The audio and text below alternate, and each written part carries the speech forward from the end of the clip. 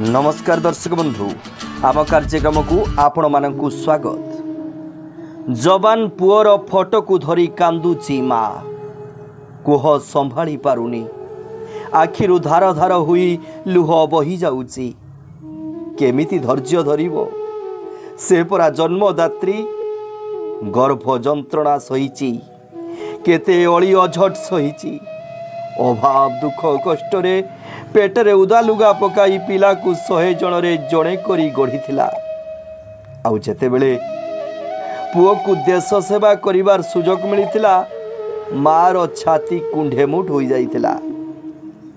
आउ देश सेवा करू करू पुओ शहीद हेई गला।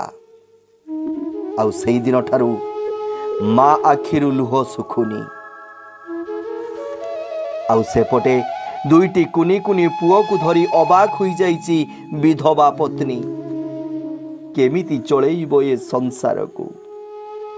हाँ आज्ञा आमे कहूचु बालेश्वर जिला बाहानगा ब्लॉक अंतर्गत गोपालपुर ग्राम पंचायत शहीद जवान प्रकाश चंद्र सियलंक कथा जहांकर गत वर्ष नवेम्बर 7 तारिख रे छत्तीसगढ़ सुकुमार स्थित टेकामेटा पहाड़ी अंचल रे कम्बिंग ऑपरेशन करुथिबा बेले माओवादी मानक द्वारा बिछा जाइथिबा लैंडमाइन विस्फोरण होइथिला जोउथरे गोपालपुर अंचल जवान प्रकाश चंद्र सियल शहीद होइथिले।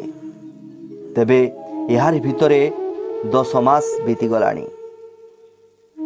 केमिति चलीछि शहीद प्रकाश को परिवार यह जानिबा पई आमे भेटिथिलु तांको परिवार रो सदस्य मानंकु।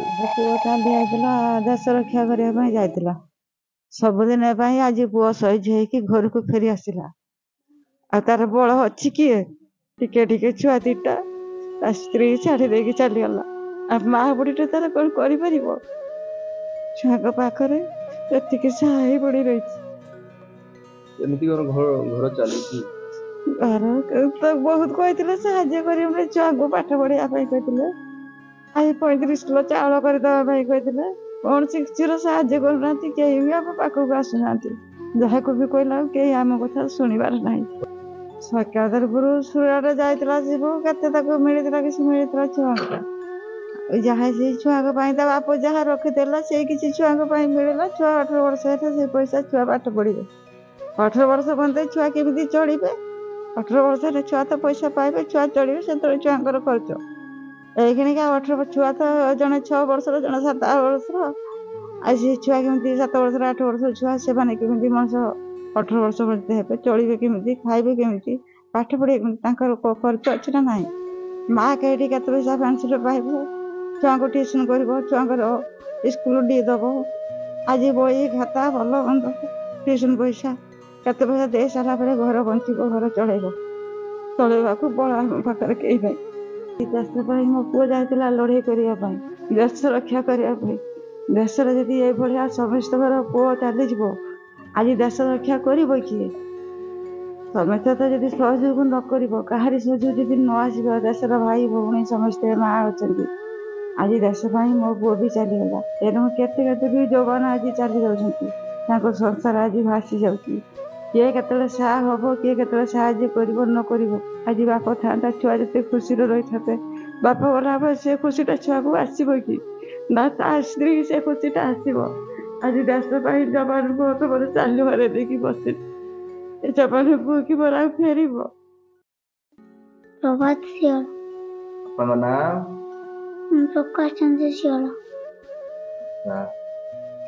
को श्रेणी पढ़ुछु क्लास 2 रे को स्कूल ले पेशे पब्लिक स्कूल कौन हो बड़ हले कौन मो बापा जवान थे मु भी बड़ा है से जवान हो नहीं देश सेवा करियो मो ना तिलोत्तमा परिड़ा शहीद होइछंती जो मतांका मेसेज आसीथिले से जते बेले तांकर डेड बॉडी नै के आसीथिले आसीथिले मासे 2 मास पर्यंत आसीके सब काम करिके जाइछंती हो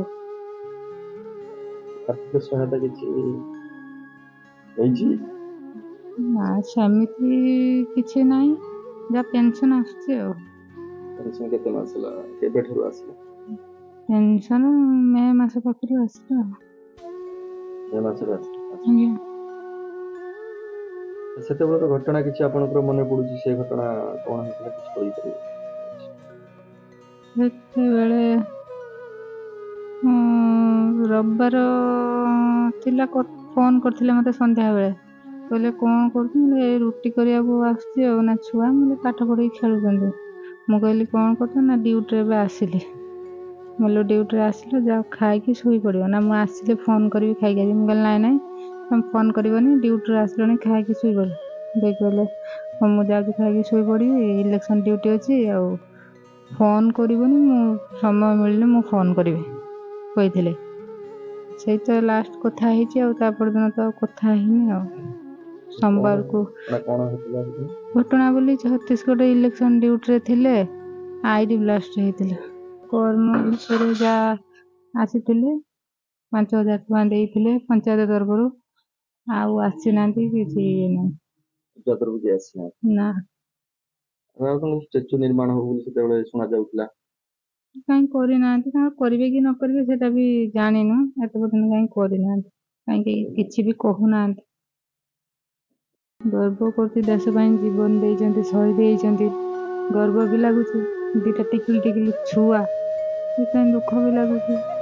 ମା ବି ବିମାର, କେହି ପାଖରେ ନାହାନ୍ତି, ଛୁଆ 2 ଜଣ, ମା ମୁଁ, ସେଥିପାଇଁ ଦୁଃଖ ଲାଗୁଛି। ଆଉ ପୁରା ପରିବାର ନିର୍ଭର ବର୍ତ୍ତମାନ ମୋ ଉପରେ। ନା ପାଖରେ କେହି ସାହାଯ୍ୟ କରିବାକୁ କେହି ନାହାନ୍ତି। ଆପଣ ସରକାରଙ୍କ କି ନିବେଦନ କରିବେ? କିଛି ସପୋର୍ଟ କରୁନାହାନ୍ତି, ତାଙ୍କୁ କଣ ନିବେଦନ କଲେ ସେ କଣ ସାହାଯ୍ୟ କରିବେ? କି ପ୍ରକାର ଚାହୁଁଛନ୍ତି ଆପଣ ସରକାରୀ ସାହାଯ୍ୟ? ସାମାନ୍ୟ ଏଇ ପଞ୍ଚାୟତ ତ କହିଥିଲେ ଷ୍ଟାଚୁ କରିବା ପାଇଁ, ସେ ତ ଆସୁନାହାନ୍ତି କି କରୁନାହାନ୍ତି। ସରକାରଙ୍କୁ ଜଣେଇଲେ ସେ ସରକାର କଣ କରିବେ? ତ ହେଇପାରିବ, ଯାହା ଆପଣ ଅଛି ମନରେ ଭାବନା ଅଛି, କଣ ଚାହୁଁଛନ୍ତି ଆପଣ? ମୁଁ ଚାହୁଁଥିଲି କି ବାହାନଗାରୁ ଗୋପାଳପୁର ପର୍ଯ୍ୟନ୍ତ ରାସ୍ତା ଯୋଉ ତିଆରି ହଉଛି, ତାଙ୍କ ନାମରେ ନାମିତ କରିବା ପାଇଁ ଚାହୁଁଥିଲି, ଗୋଟେ ଷ୍ଟାଚୁ କରିବା ପାଇଁ ଚାହୁଁଥିଲି। ଆଉ 2ଟା ଛୋଟ ଛୋଟ ପିଲା ପାଠ ପଢୁଛନ୍ତି, ତାଙ୍କ ପାଇଁ ଟିକେ ସାହାଯ୍ୟ ହେଇଥିଲେ, ପାଠ ପଢା ସାହାଯ୍ୟ। ପାଖେଇ ଆସୁଛି ସ୍ୱାଧୀନତା ଦିବସ। ସ୍ୱାଧୀନତା ଦେଇଥିବା ସଂଗ୍ରାମୀ ଓ ଦେଶ ସୁରକ୍ଷା ଦେଉଥିବା ବୀର ଯବାନଙ୍କ ପାଇଁ ଗର୍ବିତ ଏ ଦେଶ। ଶହୀଦ ହୋଇଯାଇଥିବା ଯବାନଙ୍କ ପାଇଁ ସେ ଅଞ୍ଚଳରେ ଯଦି କିଛି ସ୍ମୃତିଚିହ୍ନ ରହନ୍ତା, ଏହା ହିଁ ହୁଅନ୍ତା ତାଙ୍କ ପ୍ରତି ଉପଯୁକ୍ତ ସମ୍ମାନ ଓ ଅନ୍ୟ ପାଇଁ ଉଦାହରଣ ଓ ଚିରସ୍ମରଣୀୟ। ଆମ କାର୍ଯ୍ୟକ୍ରମ ଆଜି ପାଇଁ ଏତିକି। ନମସ୍କାର, ଜୟ ଜଗନ୍ନାଥ, ଜୟ ହିନ୍ଦ।